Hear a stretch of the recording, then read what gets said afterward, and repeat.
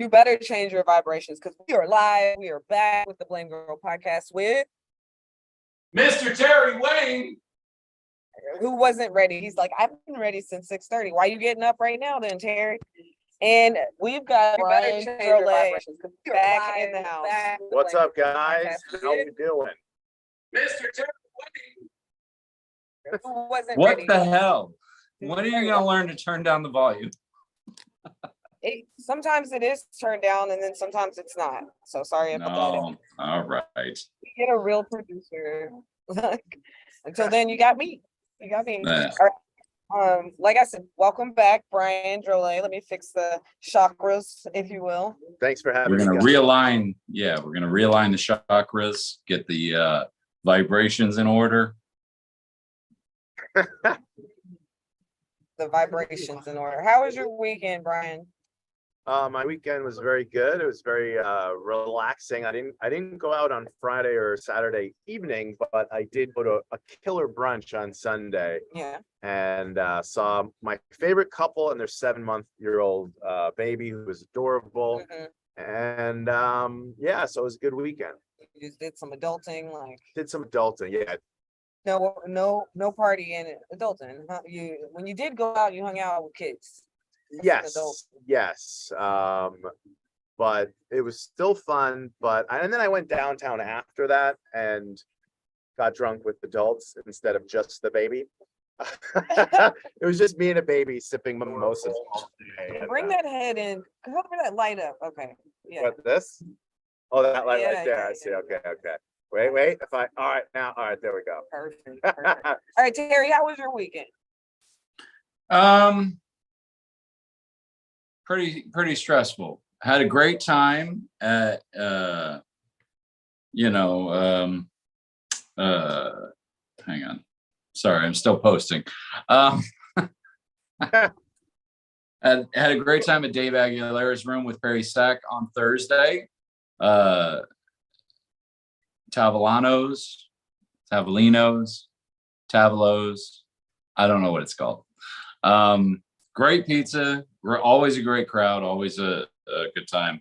And then since then, it's been just constant work and reconning different markets because I'm pretty sure I'm gonna have to move. Gonna have to move out of South Florida. Like it's just No way. Why? It doesn't make any financial sense to be here. It's cheaper to live in New York now than it is.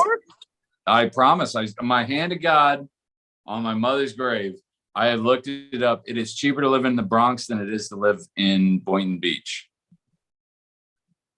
What? I swear to God, my hand to God. So, but no, we're looking at a few places, some in this country, some not in this country, and none in South None in South Florida? But none in South Florida, no. You moving? We'd have to the amount that we would have to drop lifestyle to stay here is not worth staying here. You know, it just the opposite that you hear, It's usually the opposite. People coming down here because it's cheaper than New York. So I'm just.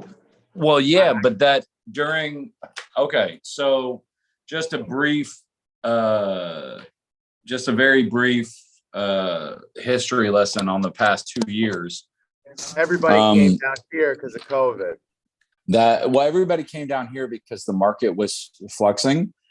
So everybody who had money on the Eastern Seaboard or in Canada or in parts of Europe, they started buying up all the property down here. And then almost like a wave of influx, the rents started going up because all of a sudden the demand was so high because after 2008, a lot of people who could have bought homes lost their credit and couldn't buy anything anymore and just kind of got caught in this wheel of poverty. So now everybody has to rent everything. And because the demand is so high for rent, they slowly incremented the rents up. And now you can't rent a 2-bedroom apartment in South Florida for less than $2,400 a month. Wow. That's not true. Yeah, you're wrong about that. I got one. Yeah, I know you got one, but not everybody is okay with dropping levels. You know, Yeah. I mean, can we agree that you dropped a level or two from your previous neighborhood to Yeah, I the love one you're in now? Yeah, I love but I dropped a level or two because I lost a roommate.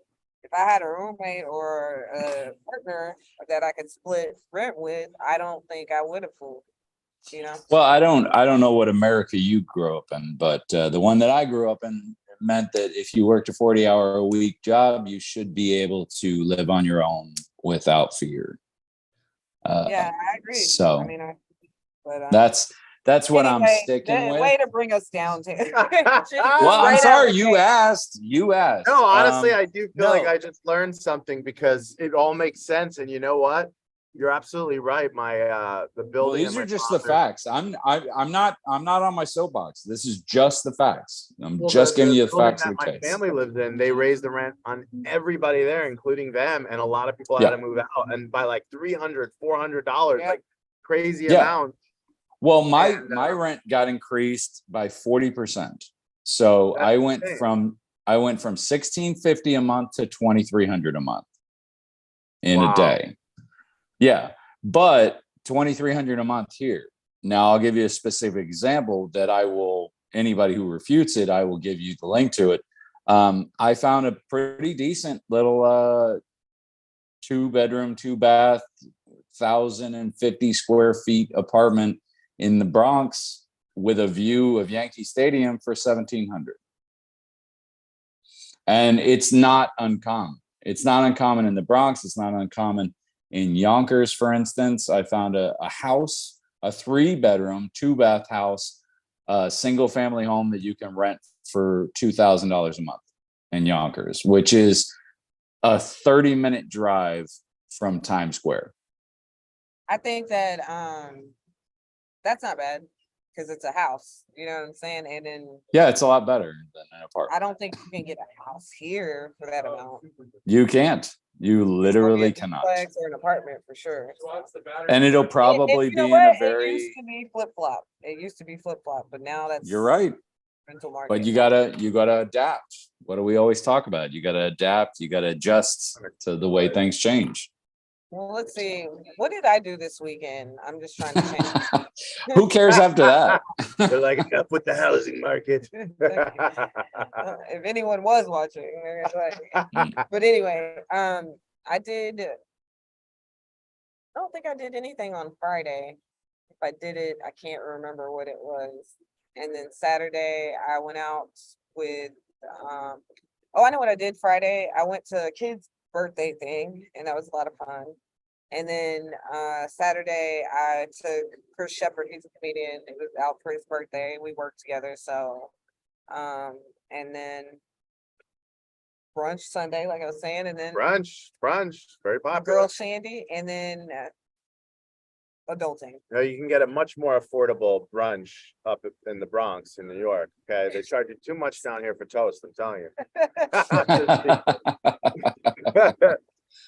Well, that sounds like you had a good weekend. Yeah, I think I had a good weekend.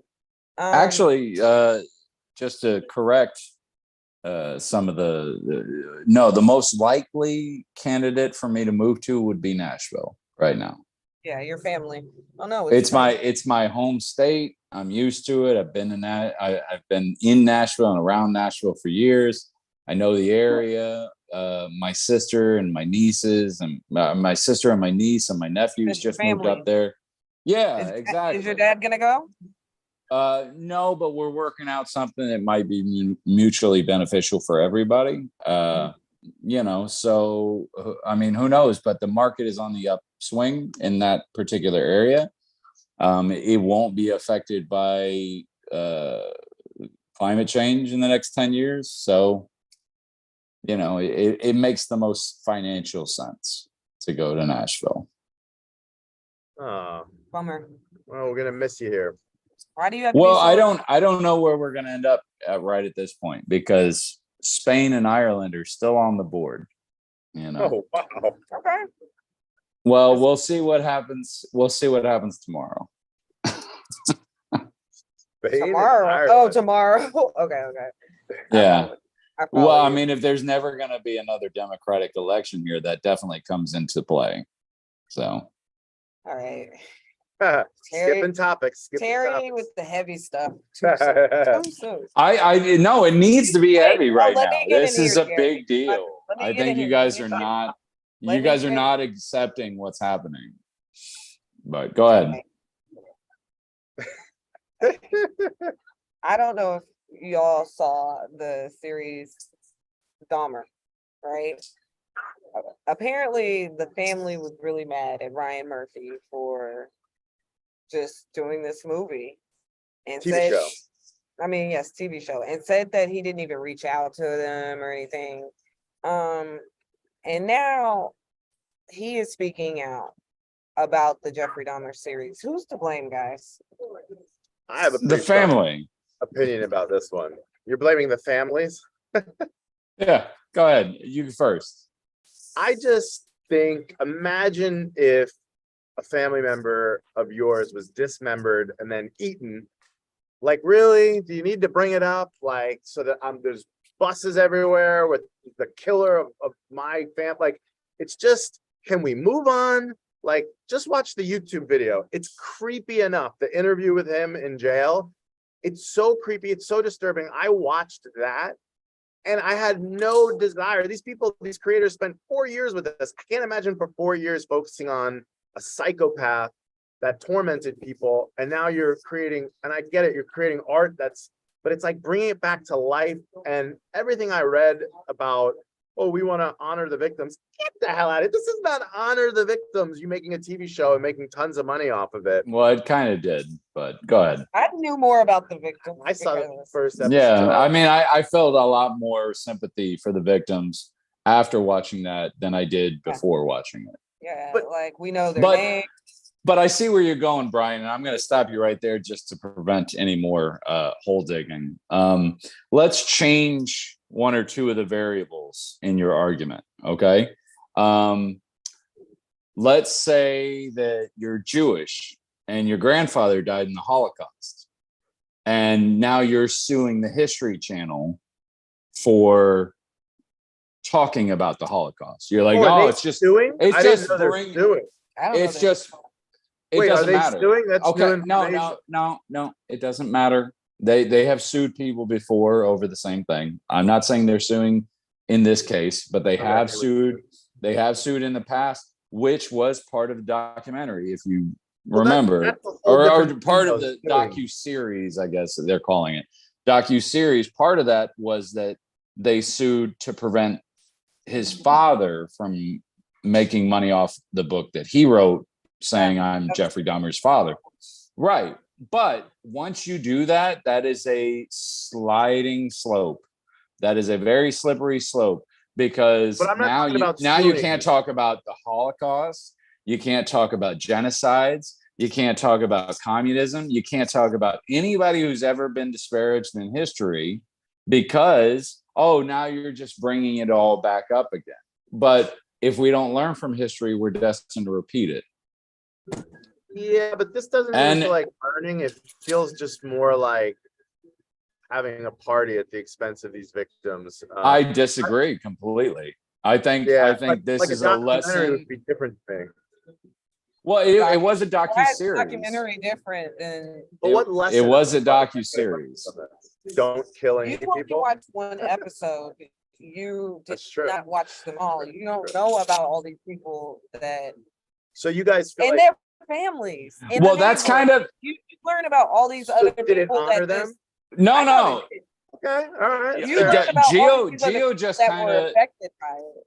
But at Geo the just same kind of proved the point right there. You just proved the point, Geo, that you know more about that incident and what happened to those people than he does because you watched it, which means it was educational for you, which means it's never going to be built a educational monument for Jared. on that on the like because they tore down the building, but they never like built a monument on it. Yeah, I Which- learned a lot more about it. Which again, you're saying they never built a monument because you watched that in the series. I know because I watched it too.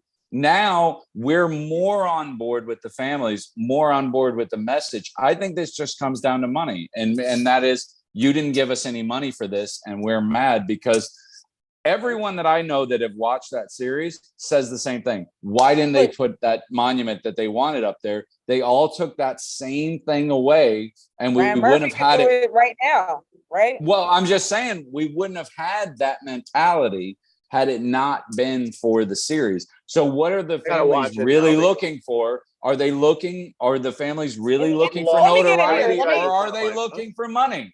You have to ask yourself that question. Look, the acting, Brian, is it's so good. Oh yeah, I mean, I saw that Not first just episode. Evan, but the acting with everybody is so good. I was And making then a they're real playing point. You these break in with the acting, like I was You're always- celebrating.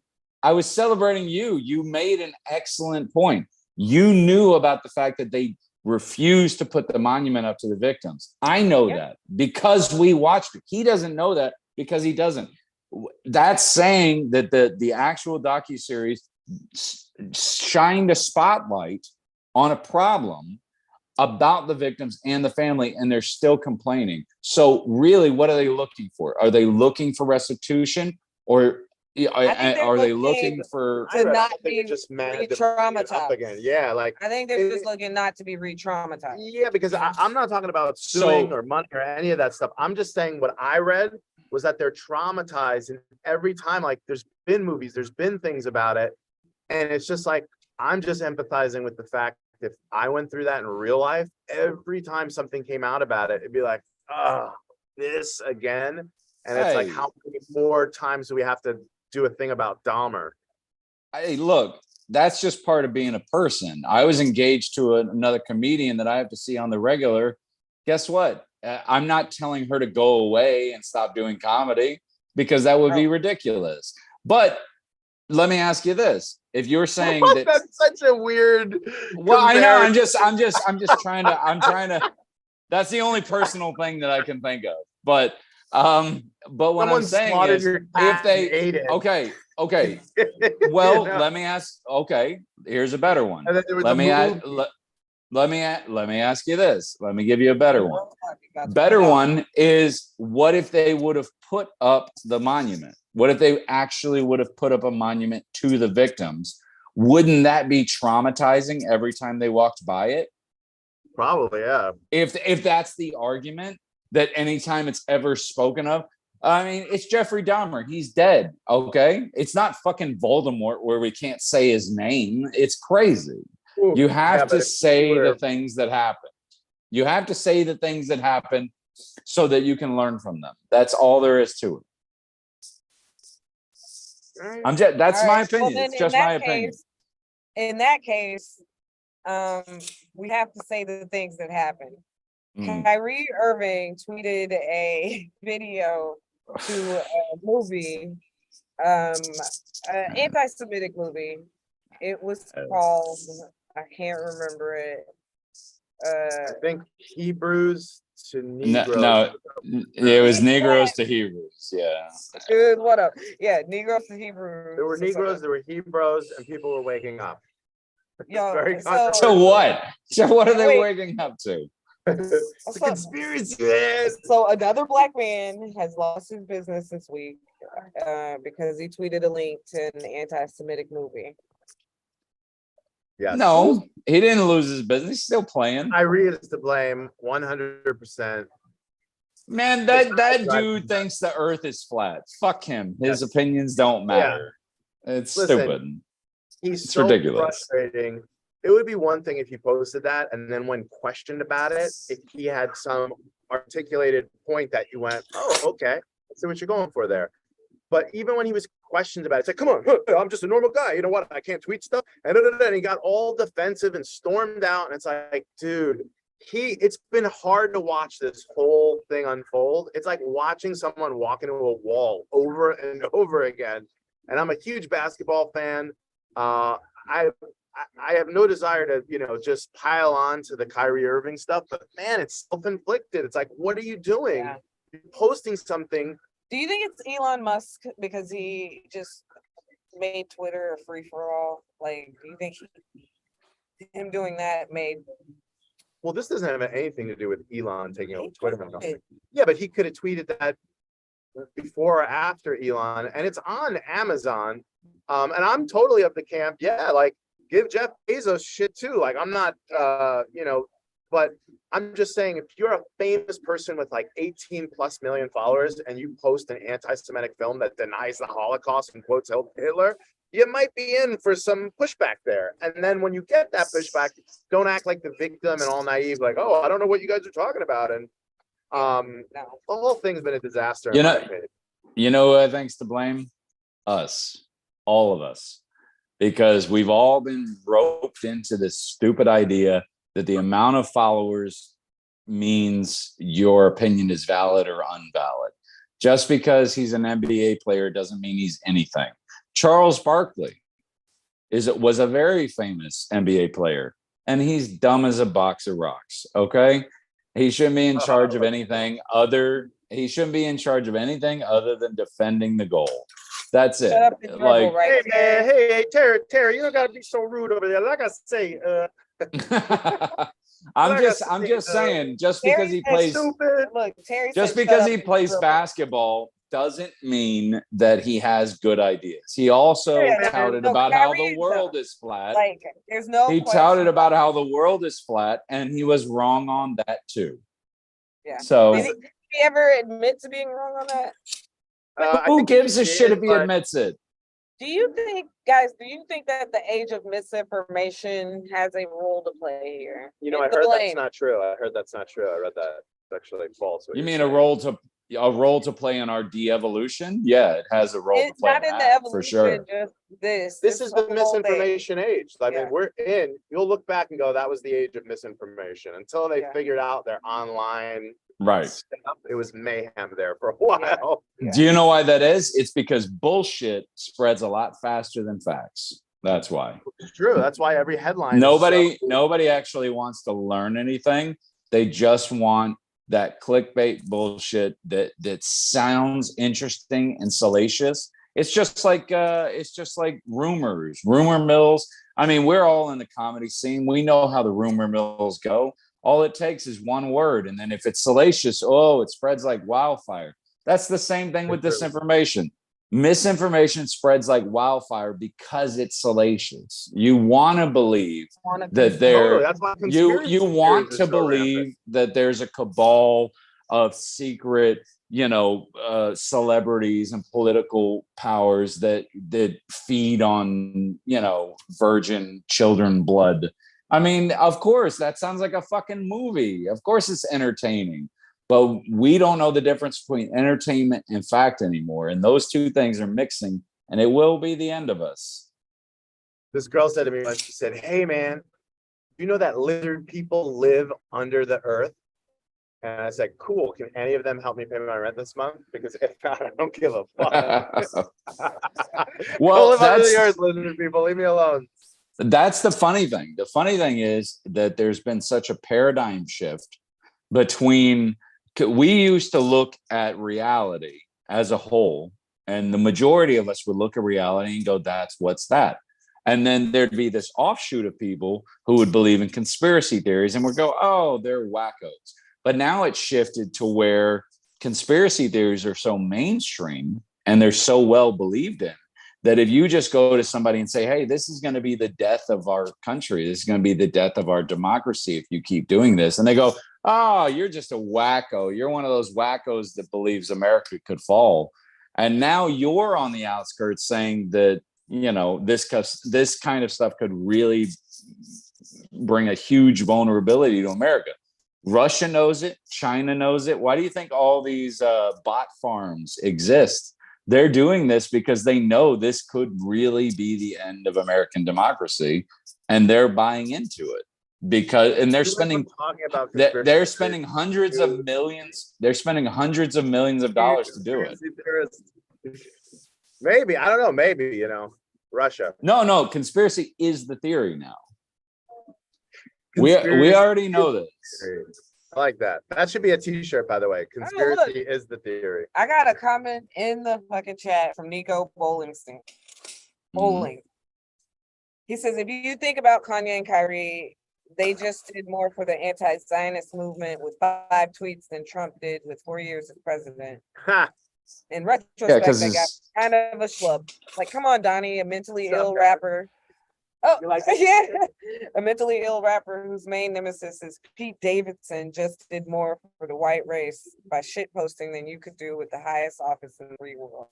Well, In of course, because Ivanka's a Jew, so he can't come out against it unless he has to come out against his own daughter. You know, Yeah, is Jewish. And speaking of Don, what is that? All right, he's not Jewish. holding crowds like he used to. Who?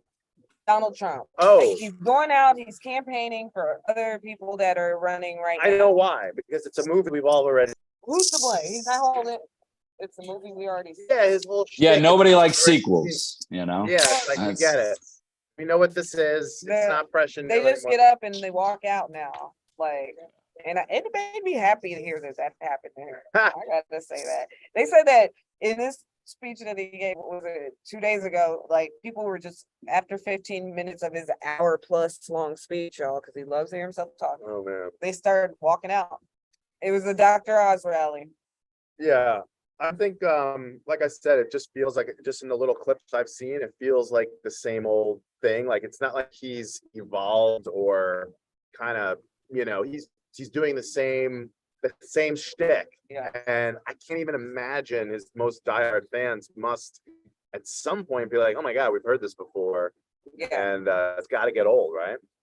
I think so. And let's be honest, didn't he always just ramble about bullshit? Yeah, but I feel like he Yeah. had things he hit, like the wall and all that. Like, can you imagine? I can't even imagine the wall chant. That's like trying to bring back the Macarena. It's like Well, don't well, get me wrong, he I like the Macarena, but we've done it. Donald Trump Donald Trump succeeded in building his following because he took the autocrats playbook and just went through play by play by play. Take a group or several groups of disenfranchised people, say like immigrants, the Jewish population, whatever, and take a group that's already been disenfranchised, demonize them, make them the source of all your problems, and then say you're the only one that can fix it. This is literally verbatim, note by note, the same thing that Stalin did in Italy, or I'm sorry, Stalin did in Russia and Mussolini did in Italy. You just demonize a marginalized group, make them the problem behind all of your issues, and then say you're the only one that can fix this issue. That's what he did. And he literally said it so many times. But I'm it's the not only one that can working do anymore. this. It's not. It's not very really much working. No, it's very much working. Well, I don't think we'll know yet, but Crowd size really doesn't matter. I'm very curious because to me, just in the little clips I've seen, it feels like so tired and boring and just kind of like, oh gosh. They want DeSantis now. But I also So that's what's scary. That's what's scary because even The if message is still the it's same. someone to fill in his shoes. I feel like DeSantis has a better The chance. message hasn't changed. The packaging has changed. DeSantis is a better package with the same thing inside. Yeah, that's all that's gonna happen. Yeah. Yeah. It'll be curious to see those two fight for the Republican nomination. It doesn't matter which one. Look, Huh? the fact of the matter is that tomorrow, more than half the states in the country, more than half of the states in the country have people who are up for election that will most likely win, who are election deniers, who say that if they're elected, their opposition party will never win an election in their state again. And they mean it. So it doesn't matter if it's Trump or DeSantis. America is leaning into fascism, and you guys should all be Heavy mourning. sigh. Yeah. Heavy. I mean, sigh. I'm sorry, but it's the truth. Well, hey, America man, is leaning Chris into Pratt's got a new fascism. movie out this week.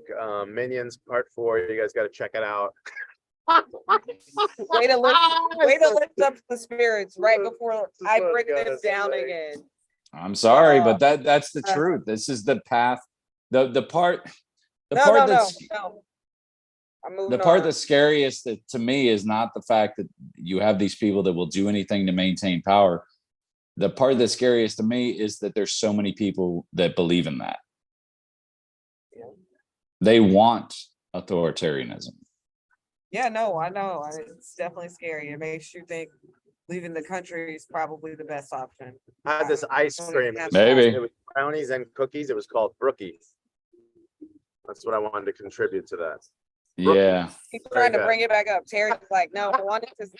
It's I mean, no. hey, if you Look, tomorrow is election day. So I That's just- all he's trying to impress. if you want to dance on the rim of the volcano, go ahead. But I'm gonna back off. I kind of like I that. mean, if you it's just really if rough. you yeah, I mean, if you just want It's to act all like good. this is no big deal, that's fine. But it is. It's a very big deal. It is a big deal. But every election's been a big deal. Everyone. Oh Yeah. yeah, no. Let's all just feel It's the good. biggest No, one. no, and not every election's been a big deal. Not Also, the every. end of times, the rapture will be happening soon, so it's all mutual existence. All right. Okay.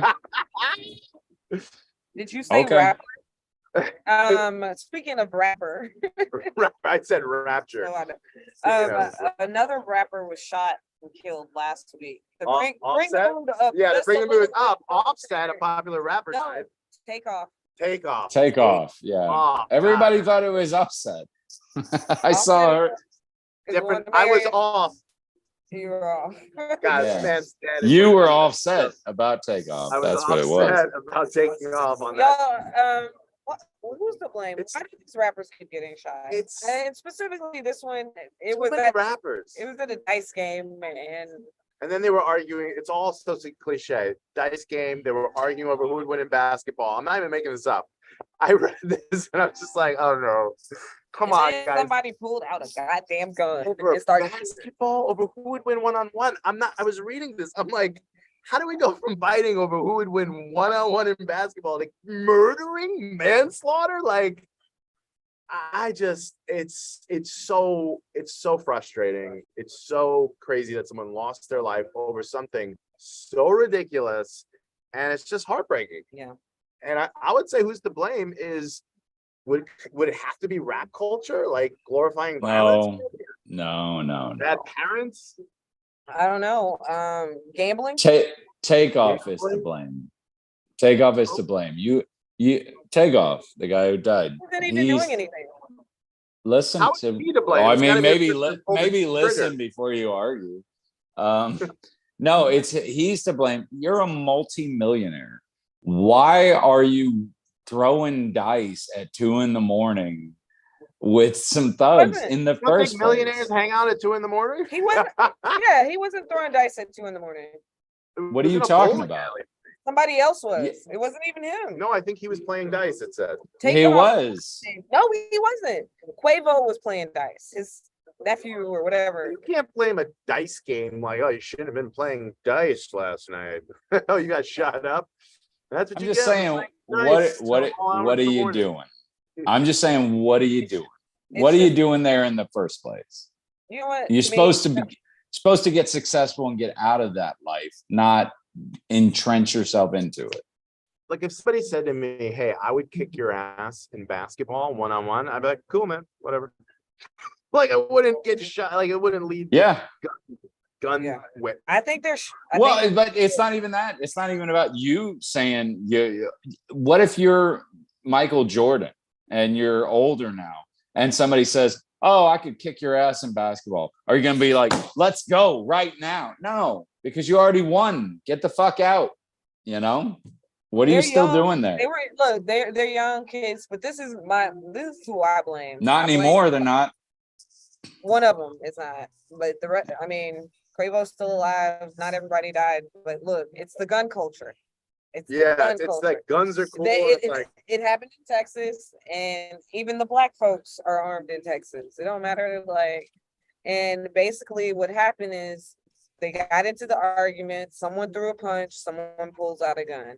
That is how it always fucking, and then someone's gonna be like, it was self-defense, but the guy who pulled out the gun didn't know what he was doing, not a responsible gun owner, shoots this rapper that has his life ahead of him, he's 28, shoots him in the head, kills him. It's just a say. It's just So a that's really the sad story. that's the saddest part about it is that he was only 28. He still had so much life to live. That's the saddest part about it is, you know, you're 28, you're already successful. You got the world by the tail. You got a lot of things to do. And now and not only that, but the guy that shot him, his life is over too.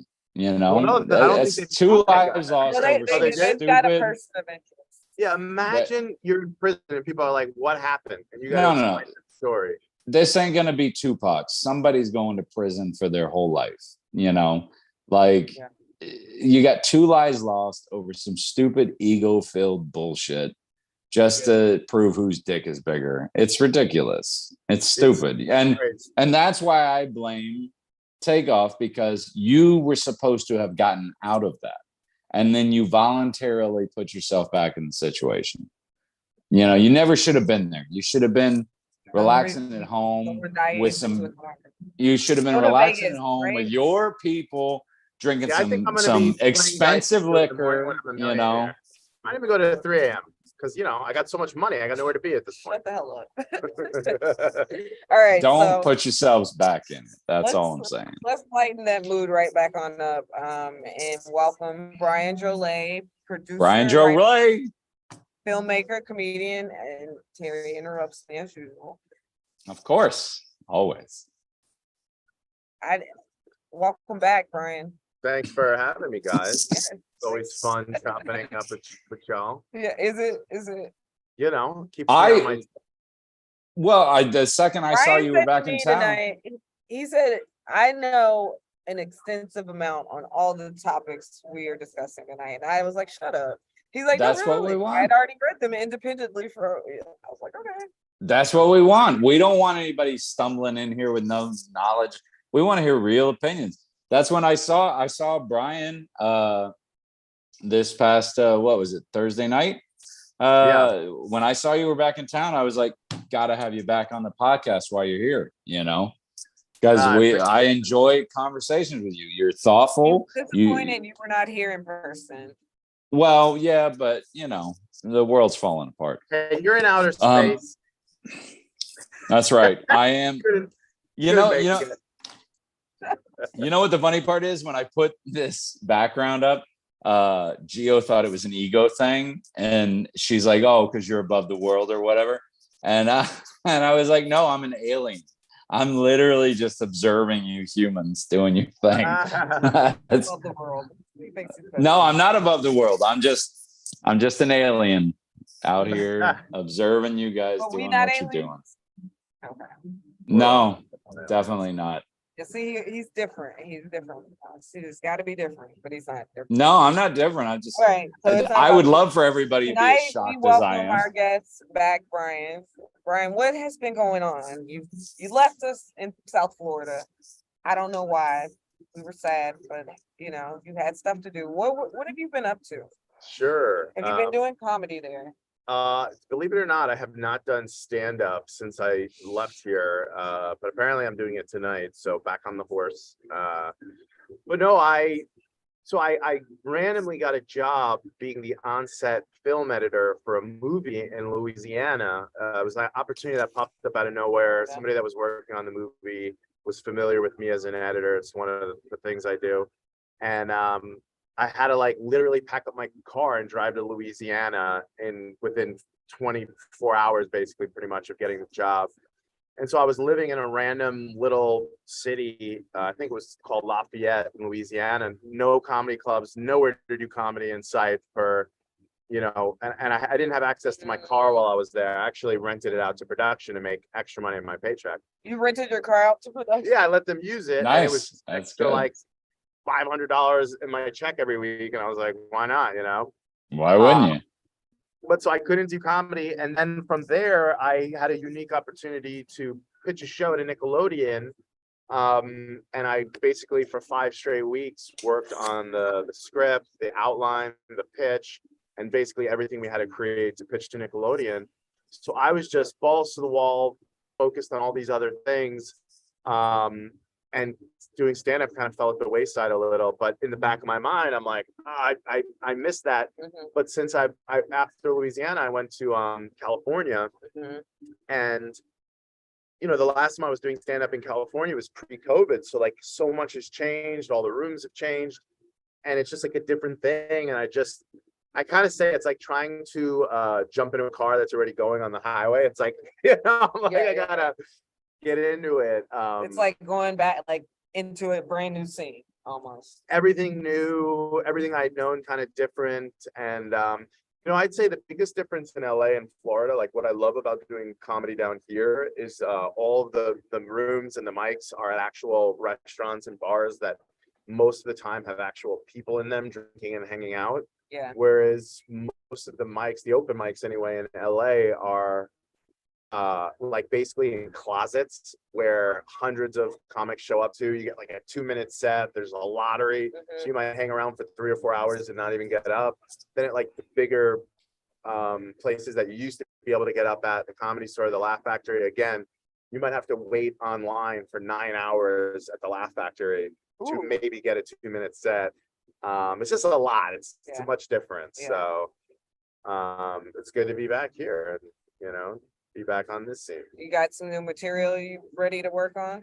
I have some new things that I came up with, that I haven't done, and I just wrote a bunch of notes, and so yeah, I'm gonna try some new stuff, probably do a couple things I was doing right before I took a break, that I was just starting to flesh out. So kind of looking forward to just, if I stand up and say things out loud successfully, that's like all I'm looking for That's the tonight. first part of it, right? Just getting on stage and getting it out. Yeah, totally. Well, I don't agree with the fact that you, first of all, I've been to Lafayette. I don't agree with the fact that there's nowhere in the country you can go and say, oh, I can't do comedy, because there's always a bar, there's always a thing, where you could have just, no, I'm just saying, like, you could have just gone up and been like, hey, I want to do a comedy show here, it's $50 on Saturday, and they totally would have gone for it. But I get your point. You were focused on other things, which is fine, but I just don't. No comedy shows. Yeah, Exactly. I'm just saying it's possible. I can produce a show in the middle of nowhere if I wanted. Well, you can't. But I don't like the fact of you saying it like it was an impossibility. It's not an impossibility. It was just you were focused on other things, and there's nothing wrong. Yeah, but there's nothing wrong with saying I was focused on this other job. There's nothing wrong with that. If a comic says I'm not going to do comedy for 6 months, focused on another job. He did not go to Louisiana to do comedy. Yeah, I get it. Comedy shows. Yeah, he was like, that's like if your job sends you to travel and you're like, oh well, you should just produce a comedy show while you're Well, and he was talking about LA, and he's right. A lot of it's lottery and it's bucket shows and whatnot like that, but. That never stopped me. Make it happen in LA for sure. Lafayette, I don't know about. Definitely LA. Yeah, I mean, like I said, it's like one of those things you just blink and you're like, holy cow, it's been 4 months. Like what? Right. Where did those 4 months go? See, I like that statement a lot better because that's a lot more genuine. You're just saying like, I didn't mean to stop for that long, but then boom, it just kind of happened, and that's life, and that I respect. So where did the 4 months go? What were you doing? Well, not only did we, like as I said, we're focused on that pitch to Nickelodeon, but we started making a movie. It's just a script that I wrote that I knew, like I wrote it specifically being something that we could make with the locations we have, and basically every role in it was based around somebody I knew that I had access to and could use and incorporate for the most part. And then me and my buddy, we bought a really expensive camera, and we just started filming this thing. We just like not waiting for a budget or investors or anything like that. We have 25 minutes of it in the can, and we're gonna try to knock most of the rest of it out before the end of the year. And yeah, that's been getting most of my creative energy, I would say, at the moment. When you're in LA, that's what you're doing, is like working on that instead of trying to grow and wait hours to go up. Yeah, I mean, I know you were mentioning like it takes like a lot to be able to go up there. yeah, I mean, but having said that, I could definitely rev that up. Just one of those things that every time I went to rev up the engine, I didn't for whatever reason. Yeah. Yeah, and again, just it's like you have to like relearn the landscape, like relearn what mics are where. It's all new people. It's honestly weird to be back there and have it be where I was for so long, but have it feel so different on so many levels. And do you think that's solely a COVID factor or just because you were, how long were you out of LA? I was here for 10 months, but then remember in LA, there was no stand-up comedy for almost 2 years with COVID. Everything That's shut right. down. So, Yeah. So since before the pandemic, because when LA finally started to open up again, that's when my father got cancer and I moved here. So like literally right when the town started to open up, and is you when I weren't left. around for when it came back Yeah, I wasn't from COVID. exactly. So I was here. now you're like it's new face almost. Yeah, exactly. That's what it feels like. I mean, I see people I know out everywhere, but like it's not. Do you think it's just because that's LA because it's like that big? I feel like in South Florida, if you're gone from the scene 10 months and then you come back, maybe it would feel the same way. I don't know. Maybe you'll feel like lost and that you don't know where to go. But Well, it's like you know how like obviously the politics of things. The more people you know, the more shows you get on. I think it's similar with LA. So that there's just times the amount of people by like 100 or something.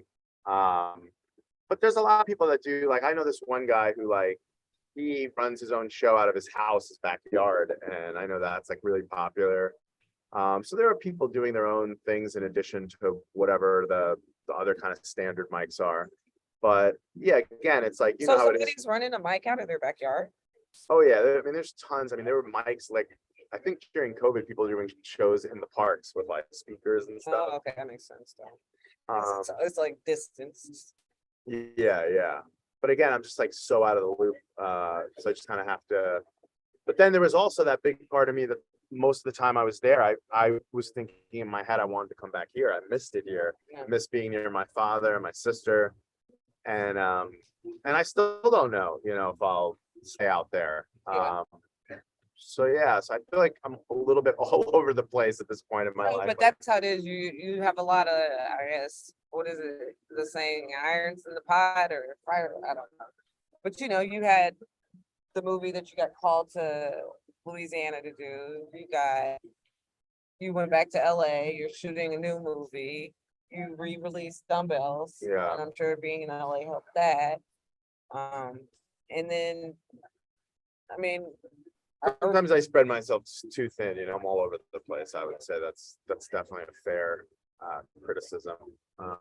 Sometimes I said if I only focused on one thing, you know, what would that be like? But it's just not in my makeup creatively. I just kind of love so many different things. I think that's important. I think you shouldn't be like that. You should especially since I've become a comedian, that's what they kind of tell you. You need to be big on social media. You need to maybe have a podcast. You need to be hitting the mics, all this stuff that Yeah. you need to do to get you to.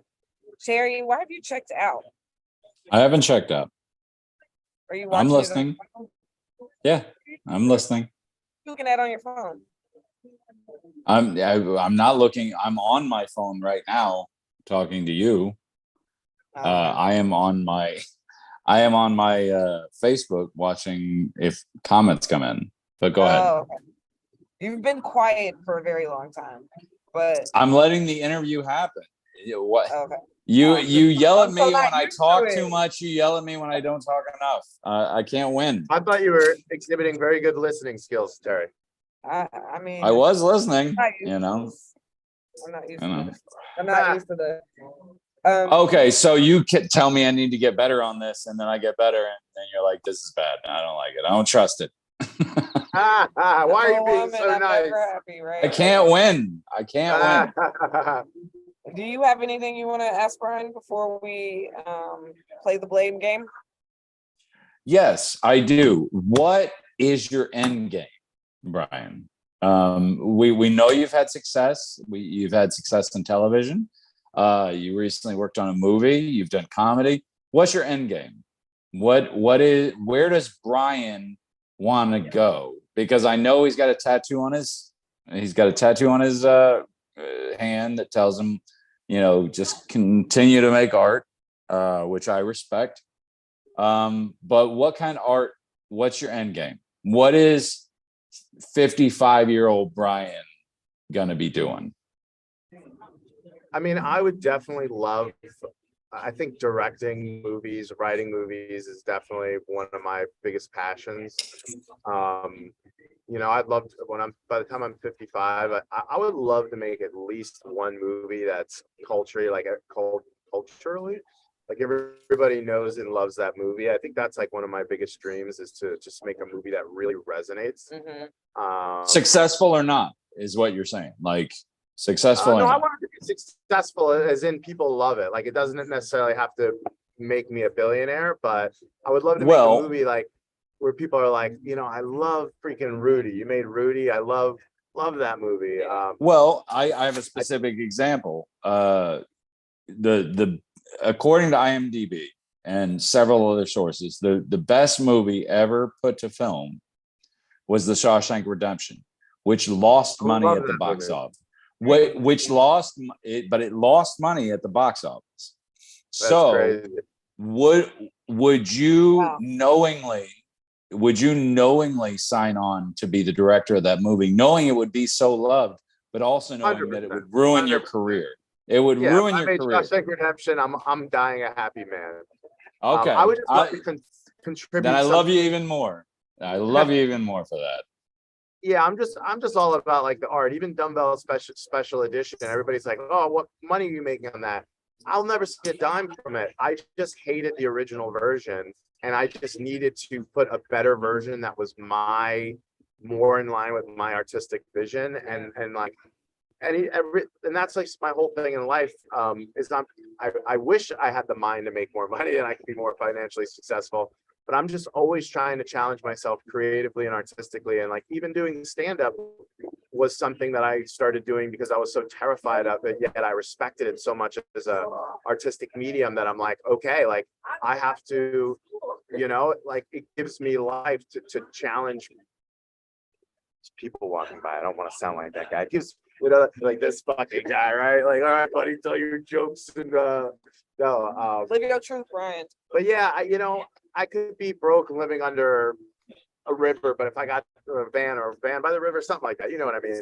But, I just want to put things out there artistically that I really believe in, and whether it resonates with people now while I'm alive or years later, I'd like to people look back and go, that guy made some cool stuff and did some, put his heart out there all the time. And we need more people like you. We need more people like you that are less focused on the immediate success and more focused on the legacy. When I first started writing, and years and years ago, not just comedy, but writing novels and whatnot,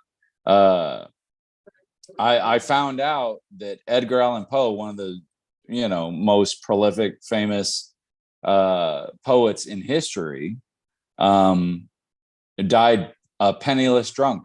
He was never successful, but his work lived on beyond him so much that now there's an NFL team named after his most famous poem. And to me, there's a lot of beauty in that. You leave the world what you leave the world. Even if you don't, reach the height of success in life, you can do it beyond your own life. Absolutely. I fully agree with that. And, the cards are going to fall where they're going to fall. You can't control that. Yeah. All right. Let's do a really quick blame game. Gio doesn't like this whole conversation. She hates it so much. No, I'm just trying to stay on time. All right. I'm watching the time. All right. So, because I know Brian wants to get in to do the mic, so. All right. But Brian, you're very family oriented. I've realized this about you. I like it.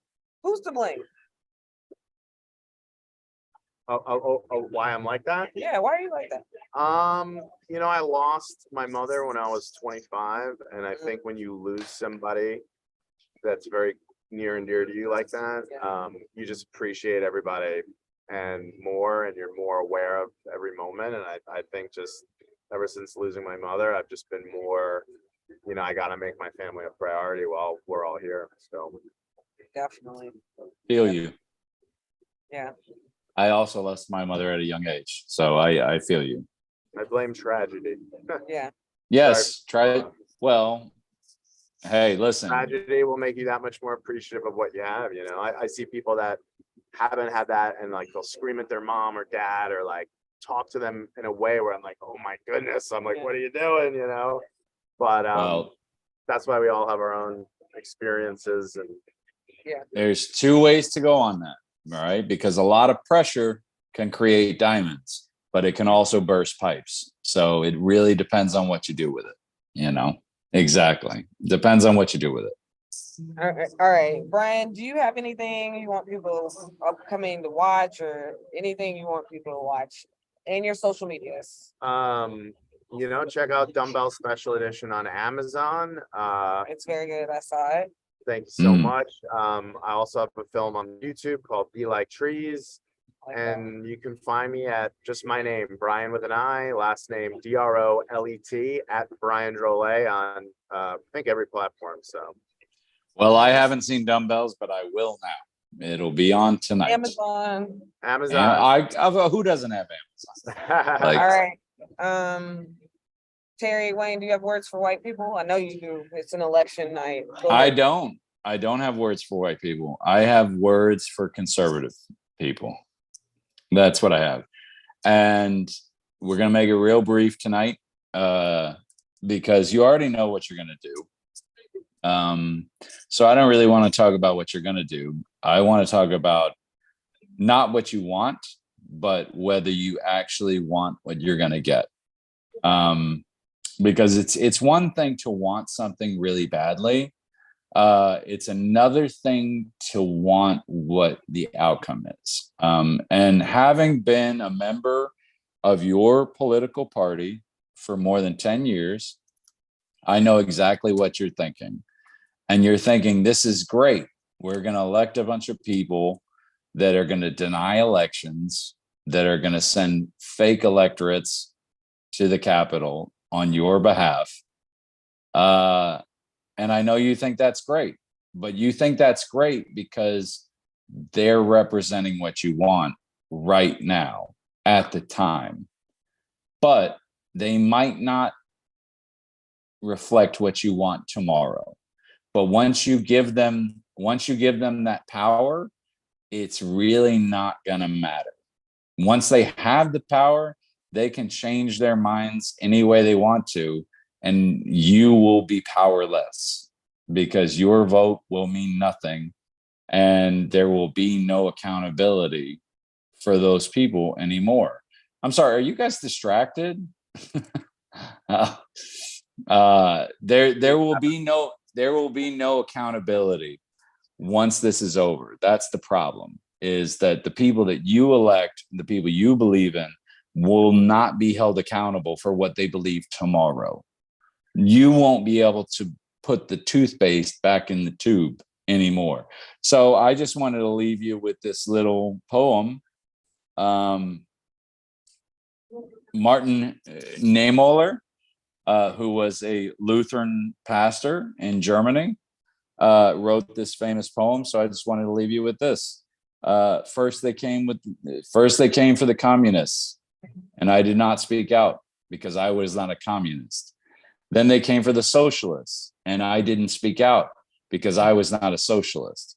Then they came for the trade unionists, but I did not speak out because I was not a trade unionist. Then they came for the Jews, but I didn't speak out because I was not a Jew. And then they came for me, and there was no one left to speak out for me.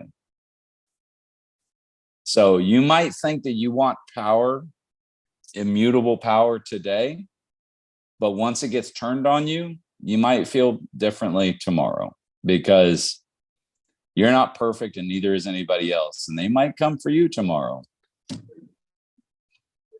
Yeah. All right. Brookie ice cream. It's brownies and cookies combined. Very well, important to remember. Thank you. well, until somebody in power tells people that it's socialism, and then that'll be gone too. All right. So. Terry, do you have anything coming up? No, just the fall of Western democracy. That's all. Same for me. That's all I got coming up. It really doesn't matter how these sets go right now. Good. No, I don't even I'm know if we'll be getting. doing them for much longer. Freedom of speech will be gone. Hey, listen, they laughed at the Jews that left Germany in the 30s, but they ain't laughing anymore. All right. All right, guys, try to have a good night. And get out there and exercise your rights to vote. I think that's what Terry was trying to impress. it won't matter. Yes, in short, It vote. won't matter. All right. Until Vote, next don't vote. It doesn't matter. We're done. definitely Bye. don't vote if you're voting for DeSantis or anybody like that. All right. No, it won't matter. It won't All right. matter.